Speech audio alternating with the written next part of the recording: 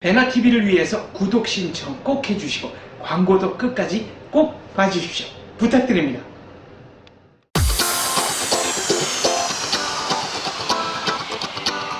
허원순의 세상복입니다. 안녕하십니까? 안녕하세요. 네. 네. 어제인가요? 신문 기사를 보다가 네. 이게 과연 우리 정부가 감당할 능력이 있을까 하는 게 있었습니다. 네. 예. 바로 어제 그러니까 4월 27일 발표가 되고 4월 네. 28일 일제히 많이 실렸는데 박근혜 정부의 6번째 청년 말하자면 고용 대책, 네. 청년 일자리 대책 발표가 있었습니다. 네. 6번째입니다. 제목은 청년 여성 취업 연계 강화 방안인가 그렇게 네. 해서 이제 발표가 됐는데 그 신문에서 주로 많이 쓴 내용 중에 이제 제일 눈길 끄는 게 중소기업으로 워낙 안 가는 이번에는 대기업 취업 그거 넣고 중소기업 취업 그게 많이 나왔습니다. 네. 중소기업에 많은 젊은이들이 잘 안 가고 중소기업 일본의 일자리도 모자란다니 중소기업으로 청년들 취업을 보내서 네. 좀 청년 그 고용률을 높이자, 청년 취업 문제를 해소하자 이랬는데 요지는 이겁니다. 중소기업에 가서 취업을 하면은 예를 들어 뭐 청년 장원재 허원순이 중소기업에 가서 취업을 하고 월급을 받아서 한 달에 12만 5천 원 그렇게 2년간 12만 5천 원을 2년 24개월 곱하면 300만 원이 됩니다. 네. 300만 원을 저축을 하면 기업에서 거기에 매칭해서 300만 원, 또 정부에서 600만 원 줘서 1,200만 원의 목돈을 주도록 해준다 하는 게 그 6번째 네. 나온 대책 안에 들어가 있는 겁니다. 그러니까 본인은 300만 원 내는 건데 그렇죠. 300만 원 저축을 네. 하는 거죠. 이건 이제 이자로 치면 터무니없이 많이 주는 거예요. 이자라기는 그렇고 하나의 어떻게 이제 매칭 펀드인데 왜 네. 우리가 어떻게 꽤 약간 여유가 있다거나 자식에 대해서 극진한 참 자녀 사랑이 있는 경우 아들이 용돈을 모으면 아들이 어디 취업을 해가지고 네. 얼마를 모으면 거기에 매칭을 해서 네가 취업을 해서 알바를 해서 매달 10만 원씩 모으면 부모인 내가 거기에 맞춰서 10만 원씩 매칭해서 저축하도록 해야겠다. 이가 저축을 뭐 고치하고 뭐 이런 거를 우리 주변에서도 우리 나이 정도 되면 볼 수가 있습니다. 근데 그건 이제 개인이니까 예, 문제는 근데 없는데 국가가 네, 이게 네. 이제 일종의 말하자면 그 대학에 보면 일종의 정부가 이제 보조금을 지급하는 형태이기도 하는데요. 네. 산업에서 농업 보조금, 뭐 무수한 산업 보조금을 지급을 해서 취약한 보조금을 육성하고 또 그 보조금이 경쟁력을 갖도록 하는 그런 문제였습니다. 뭐 산업의 보조금은 잘못 지급하면 세계 무역기구 자유 경쟁 체제에서는 당장 제속감입니다. 함부로 그렇죠. 보조금을 네. 줄 수가 없습니다. 지금 이 경우는 어떻게 해당이 이거는 될까요? 뭐 산업 지원이니까 네. 그 산업이라기보다는 더 채용 지원이니까 직접 그 해당 대상은 안 된다고 보고요. 그래서 이제 이게 구조적으로 오죽하면 이 문제까지 나왔느냐. 박근혜 정부에서 벌써 6번째 청년 실업 대책이 오죽하면 이렇게 나왔냐에서는 굉장히 이해가 가고 우리가 충분히 짐작이 됩니다. 또 반면에 극단적으로 하면 이거야말로 또 포퓰리즘 정책이고 네. 현금 나눠주는 게 이렇게 나눠주는 게 성남시에 이재명식 그 무슨 상품권 나눠주는 거나 서울시에 청년 실업수당하고 과연 이게 뭐가 다르냐? 본질적으로 네. 다른 거냐? 네. 물론 이건 취업한 사람에 대해서 하는 거니까 본질적으로 다른 거냐 이런 문제 제기를 할 수가 있습니다. 또 반면에 보면 우리가 초창기에 제가 그 직장 생활 처음 할 때 벌써 건 30년이 다 돼가는데 그때는 재형저축이라는 게 있어서 그렇습니다. 소득이 아주 낮으면 재형저축을 하면 그게 특별히 이자도 많이 쳐주고 세금도 부과 안 해서 말 그대로 재산이 형성되는 저축, 재형저축이라는 네. 게 있었거든요. 그래서 저희는 그런 재형저축 이런 거 가입하고 또 주택 청약이 잘 되도록 하는 통장 이런 걸 통해서 사실은 약간의 그 목돈 만드는데 다 이렇게 저렇게 네. 뭐랄까 그것도 특혜라면 그렇고 어떤 수혜를 받았거든요. 그럼 지금 청년은 그렇게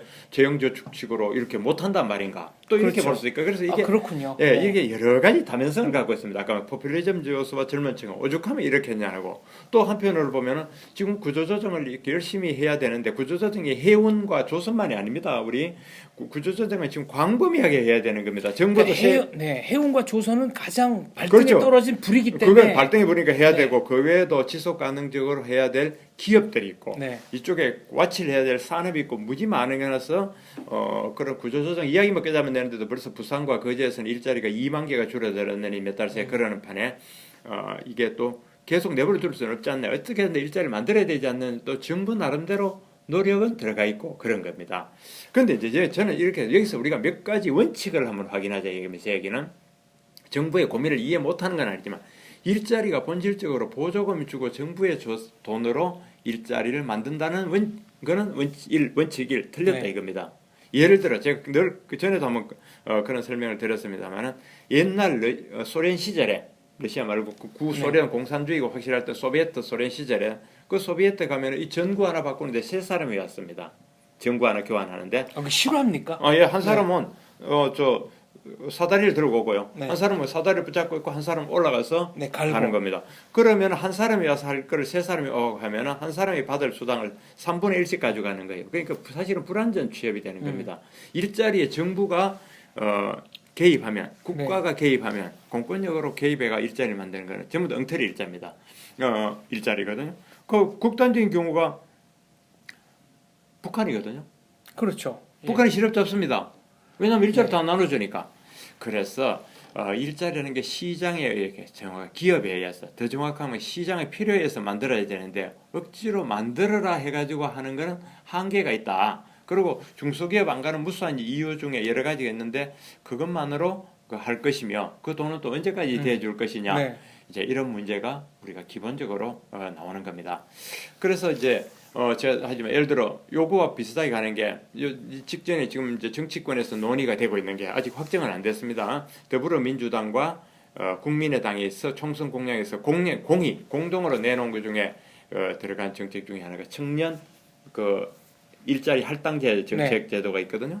그러니까 한쪽은 뭐 공공기관 공기업만 하자, 한쪽은 민간기업까지 할당하자는 건데 그건 뭐냐면은 전체 종업원의 일부 혹은 매출액 대비로 얼마 계산 아니면 사원 매년 나오는 거 얼마가 청년을 의무적으로 고용하자는 이제 그게 지금 논의가 지금 현재 국회에 되고 있습니다. 이 시점에서 더불어민주당과 국민의당이 하고 있는데 그런 것들이 과연 임시하는 게 오래 가지 않는다 이거죠. 예를 들어 한번 생각해 봅시다. 지금 LH다. 또는 뭐 한전이다. 네. 공기업들 무슨 많잖아요. 무슨 수자원 공사다. 네. 뭐 가스 공사다. 거기에 지금 매년 뽑을 수 있는 인력이 50명 하고 회사마다 100명 이런 식으로 돼 있다고 치는데 그 500명 뽑으라고 한다면 물론 이제 지금 청년 일자리 청년 고용 할당제가 100명을 500명씩 이렇게 늘리지는 않을 겁니다. 네. 그 제정신이 있는 사람이라면 그렇게 늘릴 수가 없는 거죠. 그러나 강요하는 순간 어떤 식으로든 늘어나게 돼 있고 시장의 왜곡이 늘어나면은 거기에 정당하게 가야 될 몫이 줄어들고 불안전 취업자만 양성된다 이겁니다. 예를 들어 극단적으로 그렇게 놔두면 청년 실업 문제 내일 바로 셀 수 있거든요. 그래서 나 LH 공사에 갔다. 보통 초봉이 뭐 한 150만 원 받게 되는데 이번에 뭐 한 몇만 명을 더 뽑으면은 임금이 50만 원밖에 줄 수가 없단 말이에요. 그게 이집트식 해결 방안입니다. 그러니까 이집트가 공식적인 실업률은 0%인데 그렇습니다. 제가 이제 이집트 관광하러 갔을 때 택시 운전사가 자기도 공식적인 직업이 있다. 유물 말하자면 뭐 건설 겁니다. 아마 이런 박물관 직원인데 일주일에 3시간 일합니다. 그리고 받는 돈이 한국 돈으로 한 200원 정도였어요. 그러니까요. 근데 통계상으로는 취업자로 잡힌 거죠. 우리 공기업을 하게 되면 그렇게 된단 말이죠. 그래서 50만 원 받으면 우리가 만나면 야 장 박사야 뭐하니 하면 나 LH 다니잖아. 네. 그거 말고 진짜 지금 나 저기 저 대리운전 하고 있어 밤에. 네. 또 아니면 나보고 회의원아 뭐 어디 이번에 취업했다면 어디서 나 한전 했잖아 알잖아. 그럼 아니 한전 그거 말고 그거 50만 원 그게 불안전하잖아. 네. 진짜 나 대치동에서 지금 논설 과외하고 있어. 뭐 이렇게 된단 말이죠. 그러니까 그 이집트 택시 운전사도 똑같은 얘기죠. 200원 받고 차라리 출근부에 도장 찍어주게 거기다 뇌물 주고 네. 거긴 아예 안 나가고 딴 거 하는 게 그게 이제 생계를 그렇죠. 위해서는 그럼 낫다는 50만 원 겁니다. 받으면 도장 찍어주는 값 30만 원 주고 자기는 20만 원만 받고 이렇다면 그런 네. 구조가 되겠죠. 그러니까 우리가 무수한 무슨 뭐랄까요 사회주의 공산주의 국가의 그 엉터리 실업률 제로 그러면서 모두가 거지 그래야 되는 게 그거거든요. 일자리도 그렇고 임금도 그렇고 임금도 제가 늘 얘기했잖아요. 생산성의 혁신, 네. 더 싸게 물건을 만들거나 더 많이 팔거나 더 획기적인 물건을 만들어 팔지 않는 임금 혁신은 전부 다 거품이다 이거죠. 빚내 쓰는 거고. 네. 아니면 옛날에 벌어놨던 걸 쓰면 오케이.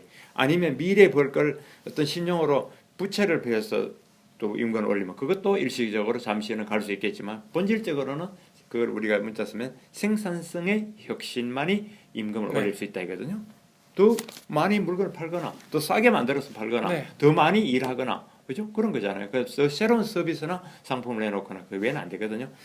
임금도 그렇고 일자리도 본질적으로는 그게 마찬가지다. 그래서 제가 자꾸 일자리라는 게 시장에 이러이러한 서비스가 나오게끔 이러이러한 물건이 나오게끔 이러이러한 물건을 더 좋게 유통시키게끔 더 배달해주고 그게 다 서비스거든요. 아니면 새로운 혁신적인 물건이 우리가 만들거나 아니면 우리의 능력이 돼서 도입해 오거나 그런 게 돌아갈 때 거기서 일자리가 나온다 이겁니다. 그게 돌아가기 위해서 우리가 많이 요구하는 게 투자고요, 투자. 네. 그렇게 하는 건데 인위적으로 자극하는 거에는 굉장히 한계가 있다. 결국은 뭐 반짝 예, 경기 예, 그래, 아니겠습니까? 그렇지 않겠냐고. 네. 그런 모든 식으로 이런 겁니다. 애들한테 너 용돈 줄게 공부해라.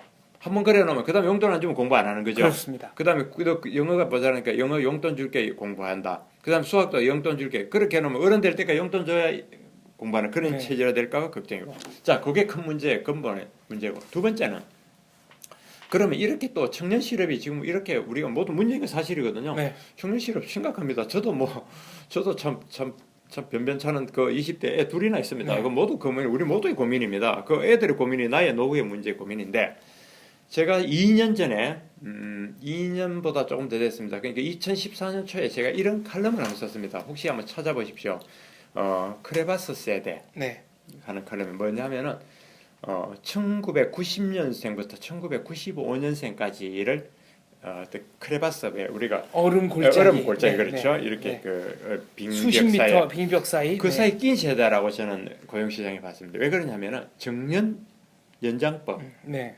그러니까 정년을 60세로 연장하는 법이 시행이 됐잖아요. 지금 다시 내년에 전면적으로 이제 다 시행이 되는데 이렇게 되니까 그동안 55세에 나가던 인력, 또 회사별로 55세, 57세 뭐 이렇게 나가던 게 전부 60세로 가니까 회사에서는 안 뽑는 거예요.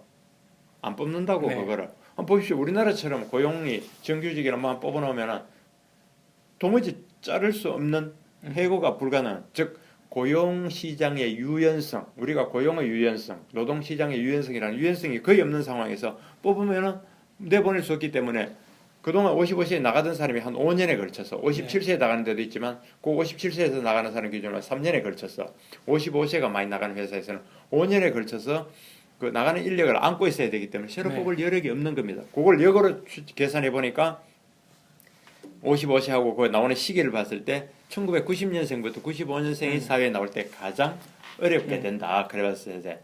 제가 거기 저도 집에 둘이나 있습니다. 제 큰딸이 94년생인데 뭐 크레바스 세대 남의 하나 일이 아니네요. 그러면 95년생 이후에 크레바스 세대 끝나면 획기적으로 좋아지느냐? 그건 아니죠. 밀굽게죠. 네. 여기가 더 집중되었지만 그게 고용이 풀리고 하는 게 서서히 완화돼가 한 해 조금 나아지고 뭐 5년 10년 돼 가지고 조금 정상화되는 게 이제 그 시장에 노동 시장에 분명히 우리가 예상되는 문제일 겁니다. 네. 또 그러면 그때 간들 앞으로 5년 10년 후에는 그러면 고성장이 되느냐? 성장하고 우리 일자리는 밀접한 관계가 있는 네. 거고 아닙니까? 그죠? 그 딱 성장이 요만큼 오르면 일자리도 같이 요만큼 오르고 늘어나는 성장이 거고. 그만큼 내려가면 일자리도 당연히 줄어드는 건데 그건 뭐 학자들이 다 그렇게 연구해 놓은 거고 앞으로 저성장 시대 어차피 또 들어간다 이거죠. 그러니까 그러면 그 크레바스 세대뿐만 아니라 그 이후에까지도 계속 어려워질 것이다. 이제 그런 문제가 있고요. 그래서 아까 말한 대로 또 그다음에 이제 하나는 뭐 정부 고민을 우리가 무조건 지금 여기서 비난만 해서는 안 됩니다. 솔직히 네. 말하자면. 그러면 우리 독자님들 물도 그럴 거냐. 그러면 장원재 허원순 당신이 그 내는 해법 뭐냐? 참 단기적으로는 굉장히 힘든 거예요. 네. 우리가 이런 얘기를 하면서 아까 말했던 원칙을 확인하고 그 원칙에서 원칙을 나가는 거에서 힘들더라도 그렇게 가는 것이 장기적으로 나아가는 길이다. 이게 저는 해법이라고 봅니다. 네. 그래서 아까 확인했잖아요. 정부가 어떻게 보면 포퓰리즘적인 요소가 있다고 할 수 있습니다. 본질적으로는 그거랑 아까 말한 청년 직접 실업수당 주는 거하고 마찬가지니까요. 네. 그러나 그렇다 하더라도 저기 아프다 하더라도 진통제만 줄 것이냐 아프다 해도 고름을 짜내고 몇을 떼가지고 확 안에 환부를 오려내고 낫게 할 것이냐 그죠? 그 문제가 이제 하나 그리고 그 다음에 이 특정 세대들 아까 말한 90년에서 95년 크레바스 세대라고 했던 이 세대들의 가중되는 문제를 과연 직접 보조금이나 이런 식으로 줘야 될 것이냐 아니면 어떤 세대 설득과 이런 걸 아니면은 어떻게 해야 될 것이냐 그리고 그거에 대한 해법으로 일자리를 늘리는 건 결국 투자인데 네. 뭐 기업도 있고 개인도 그렇습니다. 개인도 뭐 가게 하나 시작해서 우리가 투자하면 제가 3억을 투자해서 가게를 해서 종업원 둘 쓰면 그 일자리 둘 생기는 거 아닙니까? 그렇습니다. 투자라는 게 네. 꼭 대기업만 하는 건 아닙니다. 내가 집을 하나 사는 것도 투자고요. 주식을 사서 하는 것도 투자고 뭐 또 무슨 뭐 퀵 서비스를 하나 해서 내가 오토바이 2대 사서 청년 둘 써서 비하면 그것도 투자고 그런데 이제 물론 대기업이 투자를 하면 거기에 따른 파장과 그 영향이 더 크겠죠, 그죠? 그러니까 투자를 통하고 거기에서 일자리를 내야 된다. 그러므로 일자리를 내는 것은 기업과 투자자 이런 것이고 시장에서 일자리가 나오는 것이 정부가 일자리 하는 건 아니다. 우리가 파생적으로 이렇게도 볼 수 있습니다. 본질적으로 기업, 정부가 뭐 형식적으로 채용 시장에 제일 고용 시장에 제일 뭐랄까 고용주의처럼 보이기도 합니다. 그렇잖아요. 원래 전체적으로 뭐 5급, 7급 네, 공무원 채용에 네. 몇십만 명이 몰렸다 이거 많이 뽑는 되지만 본질적으로 그게 세금을 받아가지고 쓰는 거에 대해 일자리를 하는 거지 거기서 생산품을 만들고 부가가치를 만들어내는 데는 네. 아니다 이거죠. 부가가치를 더 많이 낼 수 있도록 생산성을 더 많이 낼 수 있도록 게임을 만들고 룰을 만들고 집행하는 감독 내 심판으로서 있는 거지 본질적으로 네. 정부는 부가가치나 재화를 만드는 것이 아니잖아요, 그죠? 그렇습니다. 그게 아니고 기업에서 투자가 이루어지게 해야 된다는 것. 그다음에 이제 정부가 아까 그렇게 우리 그 얘기했죠. 이게 과연 보조금적 측면이 있느냐 없느냐 네. 했을 때 여러 가지 우리가 저렇게 돈 주면 저건 보조금적 측면도 있구나. 다른 꼭 그게 나쁘다 좋다를 떠나서 또 그런 문제도 한번 더 봐야 되고 또 아까 그 제기한 게 이 구조조정의 와중에 한편으로는 구조조정이라는 게 본질적으로 사람을 이제 감축, 인원 감축을 내보내는 하는 겁니다. 건데, 왜냐하면 그중에 부실한 사업 부분, 한계에 달한 어떤 비즈니스 이런 걸 줄이고 과잉 생산을 줄이니까 사람 줄여야 되는데 한편을 줄이면서 한편을 채용해야 되는 이 굉장한 딜레마 속에서 이율배반적이고 모순적인 충돌에서 무수한 압박에 일자리를 만들어내는 압박이 넘어가는 건 아닌지 또 훈수권들은 좀 많습니까? 그렇습니다. 이제 그런 요인들이 있고요. 그런 어떤 상황이다. 이런 것들 상황을 제대로 인식하고 구조적인 문제만 봐도 우리의 해법은 우리는 80%는 저는 해법을 찾았다고 봅니다.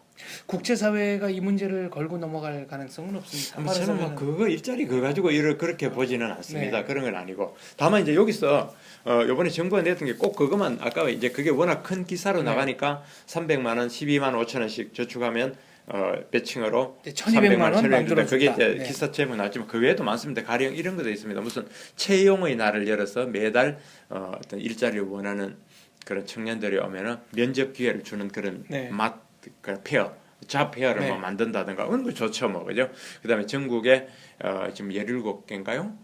뭐 창조경제 뭐 무슨 센터라는 게 네. 박근혜 정부에 있으니까 거기에서 그런 일자리 채용하는 마트를 만들어 준다든지 그런 데 가면은 이제 서류 전형도 필요 없고 그 자리에서 그냥 면접에서 채용이 되게끔 그런 게 한다. 이런 것도 좋고요. 그다음에 뭐 또 대학 교육도 이번에 조금 손댔죠.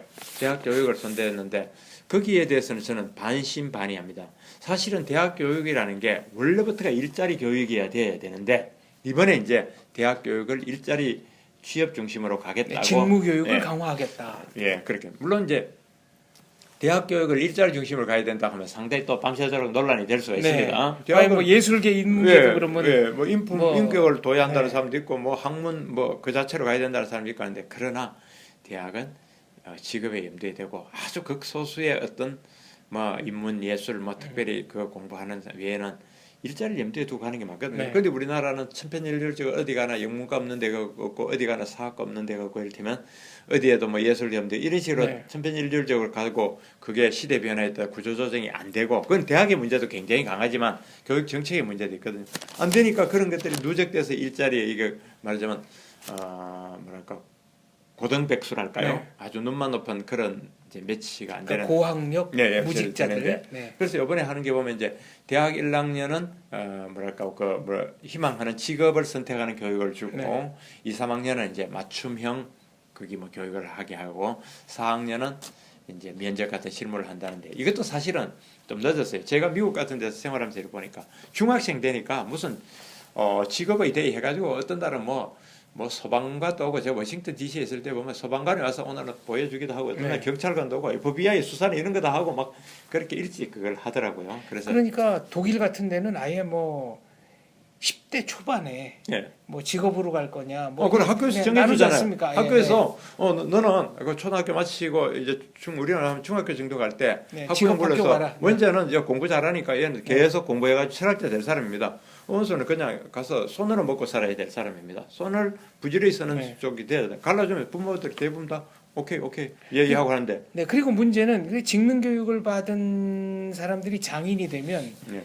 지식인보다 급여 더 많이 그럼요. 받습니다. 그럼 이제 그거까지 가자면 우리가 끝이 없는 굉장히 사회 그 체질을 바꿔야 되는 거, 그 옛날부터 내려오는 산업공상, 네. 관존민비 뭐 이게 다 바꾸고 그 주자학적 어떤 질서를 바꾸자면 참 끝도 없는데 그거 보면 서유럽 같은데 북유럽 이런 데는 뭐 목수 고등학교 나온 목수 남편과 의사인 아내가 네. 결혼이 조금 더 어색하지 않고 사회적으로 받아들이는 그런 사회가 됐으니까 그렇습니다. 우리가 거기까지 가자면 그게 잘 살고 고도화돼서 그런 게 됐는지 아니면 그러한 실용적 생각을 갖게 되니까 잘 살게 된지 어느 게 원인인지 저는 조금 네. 생각을 해봐야겠습니다만 양면성이 동시에 있을 겁니다만 네. 거기까지는 굉장히 우리가 뭔 얘기를 하더라도 우선 뭐 전부 다 천편일률적으로 이렇게 취업이 어려운 상황을 뻔히 보면서도 전부 다 대학은 가야겠다 그러고 이제 이런 게는 우리 사회 전체의 탓이기도 하죠. 부모, 네. 학생, 정책까지 대학이 뭐 다 가니까 그런 문제가 있는 거고요.